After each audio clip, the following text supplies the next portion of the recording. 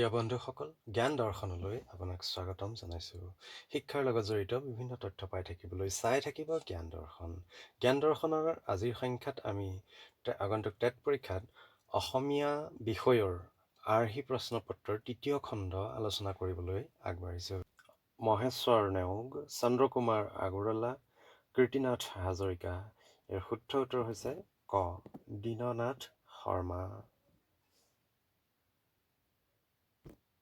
২ নং প্ৰশ্ন, কোনখন আলোচনীৰ পাতত চুটিগল্পৰ জন্ম হৈছিল? জোনাকী, বাঁহী, আবাহন, ৰামধেনু। ৩ নং প্ৰশ্ন, গুণমালাৰ ছন্দ তোতক, চপয়, কান্তিমালা আৰু কুসুমমালা। ইয়াৰ শুদ্ধ উত্তৰ হৈছে ঘ, কুসুমমালা। ৪ নং প্ৰশ্ন, তেজীমলা কবিতাৰ কবি চন্দ্ৰকুমাৰ আগৰৱালা, নিৰ্মল প্ৰভা বৰদলৈ, হীৰেণ ভট্টাচাৰ্য, অম্বিকাগিৰি ৰায়চৌধুৰী। ইয়াৰ শুদ্ধ উত্তৰ হৈছে ক, চন্দ্ৰকুমাৰ আগৰৱালা। ৫ নং প্ৰশ্ন, অসমীয়া অনাতাঁৰ নাটকৰ জন্মদাতা অৰুণ শৰ্মা, সত্যপ্ৰসাদ বৰুৱা, অতুল চন্দ্ৰ হাজৰিকা, জ্যোতিপ্ৰসাদ আগৰৱালা। ইয়াৰ শুদ্ধ উত্তৰ হৈছে খ, সত্যপ্ৰসাদ বৰুৱা। ৬ নং প্ৰশ্ন, অসমীয়া চুটিগল্পৰ জনক চন্দ্ৰকুমাৰ আগৰৱালা, লক্ষ্মীনাথ বেজবৰুৱা, আব্দুল মালিক, হেমচন্দ্ৰ গোস্বামী। ইয়াৰ শুদ্ধ উত্তৰ হৈছে খ, লক্ষ্মীনাথ বেজবৰুৱা। ৭ নং প্ৰশ্ন, জ্যোতিপ্ৰসাদৰ প্ৰথম চলচ্চিত্ৰ জয়মতীৰ কাহিনী কাৰ আছিল? পদ্মনাথ গোহাঞিবৰুৱা, অম্বিকাগিৰি ৰায়চৌধুৰী, লক্ষ্মীনাথ বেজবৰুৱা, ৰজনীকান্ত বৰদলৈ। ইয়াৰ শুদ্ধ উত্তৰ হৈছে গ, লক্ষ্মীনাথ বেজবৰুৱা। ৮ নং প্ৰশ্ন, জ্ঞানপীঠ বঁটাপ্ৰাপ্ত প্ৰথম অসমীয়া গ্ৰন্থ দঁতাল হাতীৰ উঁয়ে খোৱা হাওদা, মৃত্যুঞ্জয়, য়াৰুইংগম, জীৱনৰ বাটত। ইয়াৰ শুদ্ধ উত্তৰ হৈছে খ, মৃত্যুঞ্জয়।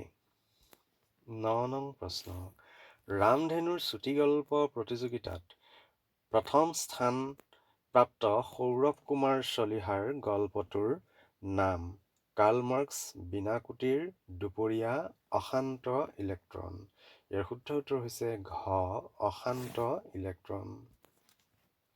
১০ নং প্ৰশ্ন, তলৰ কোনজনক নাট্যপ্ৰভাকৰ উপাধি প্ৰদান কৰা হৈছিল? অৰুণ শৰ্মা, সত্যপ্ৰসাদ বৰুৱা, অতুল চন্দ্ৰ হাজৰিকা, লক্ষীধৰ শৰ্মা। ইয়াৰ শুদ্ধ উত্তৰ হৈছে খ, সত্যপ্ৰসাদ বৰুৱা। ১১ নং প্ৰশ্ন, ভৱেন্দ্ৰনাথ শইকীয়াৰ অগ্নিস্নান চলচ্চিত্ৰখন কোন গল্পৰ আধাৰত নিৰ্মিত? অন্তৰীপ, এন্দুৰ, বানপ্ৰস্থ, প্ৰহৰী। ইয়াৰ শুদ্ধ উত্তৰ হৈছে ক, অন্তৰীপ। ১২ নং প্ৰশ্ন, মহিম বৰাই সাহিত্য অকাডেমি বঁটা লাভ কৰা গ্ৰন্থ ৰাতি ফুলা ফুল, এধানী মাহিৰ হাঁহি, পুতলা ঘৰ, বন্দুলি ফুলৰ ৰং। ইয়াৰ শুদ্ধ উত্তৰ হৈছে খ, এধানী মাহিৰ হাঁহি।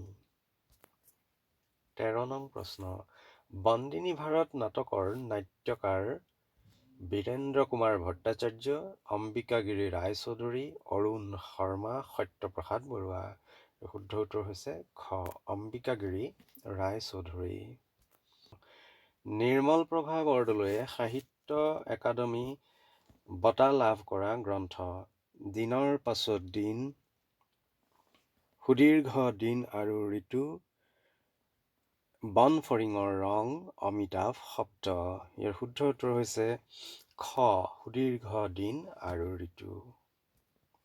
১৬ নং প্ৰশ্ন, অতুল চন্দ্ৰ হাজৰিকাই বেছিভাগ নাটক কি ছন্দত লিখিছিল? অমিত্ৰাক্ষৰ, গৌৰীশ, পয়াৰ আৰু দুলৰী। ইয়াৰ শুদ্ধ উত্তৰ হৈছে ক, অমিত্ৰাক্ষৰ। ১৭ নং প্ৰশ্ন, প্ৰথম অসমীয়া জনজাতীয় জীৱনভিত্তিক উপন্যাস খাম্বা থুৰিবিৰ সাধু, মিৰি জীয়ৰী, মনোমতী, লভিতা। ইয়াৰ শুদ্ধ উত্তৰ হৈছে খ, মিৰি জীয়ৰী। ১৮ নং প্ৰশ্ন, চৰ্যাগীতবোৰ উদ্ধাৰ কৰা হৈছিল কলিকতাৰ পৰা, কামৰূপৰ পৰা, নেপালৰ পৰা, বাংলাদেশৰ পৰা। ইয়াৰ শুদ্ধ উত্তৰ হৈছে গ, নেপালৰ পৰা। 19 নং প্ৰশ্ন।